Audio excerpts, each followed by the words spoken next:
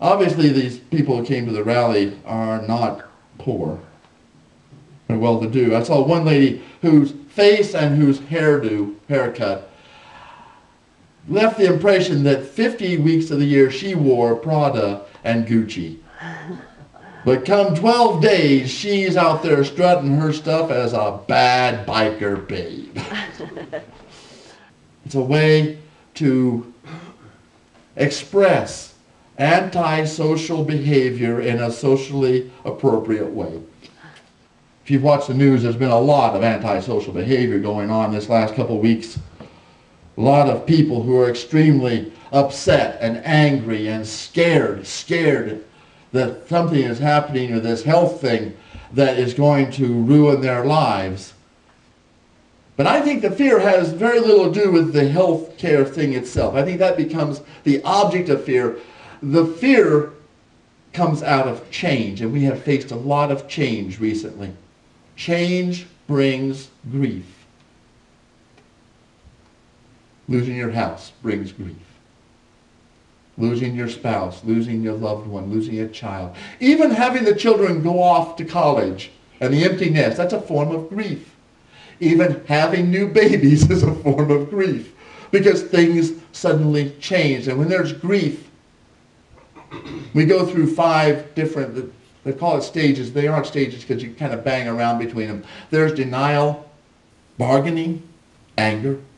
There's depression. We bang back and forth between these different feelings, and we finally come out, if you're lucky and if you work hard at it, come out to acceptance. But right now, with the change we have, the anger is welling up.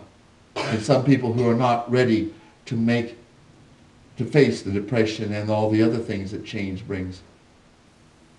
But I learned something this last couple of weeks. Anger and fear don't happen up here. They happen in the whole body. Here's an example. You're driving down the road and you see a horrific car wreck. Now normally, and in this case, the sight goes in your eyes, nerves to the back of your head, to the vision centers. The objects and lines are kind of sorted out so that there's something for you to see, and then it's passed over to a database so that you figure out what it is you're seeing, and it takes a few, well, not seconds, it takes about that long, but it takes some time. There's another way through your brain, an express route that goes directly from your eyes to the most primitive section of your brain where you jump into fight or flight mode. And in our bodies, things happen. The stomach clenches. We breathe hard and shallow. Our blood pressure goes up. Our heart rate increases. And this is the interesting part. Our brain is monitoring the body, and our brain says, oh, the body thinks it's scared. What are we afraid of? Or our body thinks it's angry. What are we mad at? And if you then have that image of that car wreck or that terrible thing that you saw, then you have an answer. But if you don't have an image, if it's kind of an unconnected anger, you grab something. We have this little thing, this little tiff we do sometimes when I'm driving the car and she's riding. She looks up or notices something that is a danger, and she says, Dave, watch out! And I say, I am watching! You're always complaining about my driving! And that just starts it off, and it runs for some time, and we finally calm down.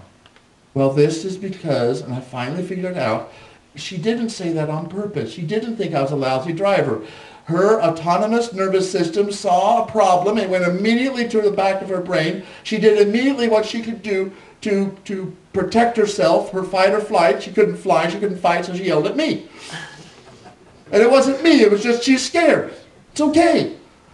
And then that got my stomach clenching up and my blood pressure going up, and my brain says, oh, something's making you angry. Let's see, it's her. And if you understand that, as I'm trying to understand, then maybe we can figure out a way to get past it. 10 long, slow breaths, thinking of nothing but the breathing. In other words, remember, this is something that's happening and you're not doing it. Paul is wonderful. In this passage, 26th and 27th verses, be angry. How many times have we been taught, people try to teach us, don't be angry? Well, you can't. Anger happens. It happens for a very good reason. We are hardwired to become angry or fearful. The question is whether or not you sin. And quite frankly, when I yell back at Sherry, I'm sinning. I am dredging up all the things that I haven't dealt with, all of the gripes and problems I have that I haven't put away and truly forgiven, and I dump them right back on her lap. And then sometimes she's gracious and moves on. Sometimes she just does her dumping. But I need to stop sinning. Do not make room for the devil. There we go. That's what the whole Star Wars trilogy or saga is about. It's about the dark side. Do not underestimate the power of the dark side of the Force. And then we hear, Luke, let the anger flow through you. Use the power of the dark side. Letting the devil in. And when we use the power of the dark side, when we let the anger flow through us, when we use that energy, we always wind up hurting people, hurting other people. And we wind up blinding ourselves about the truth of the world. And the truth is this: the world was created by God, and it is good. And we are blessed by having a God who does not keep track of our iniquities. Our call to worship came from the 130th Psalm. Lord, if you would note all of our iniquities, Lord, who could stand? But our God is a God of forgiveness.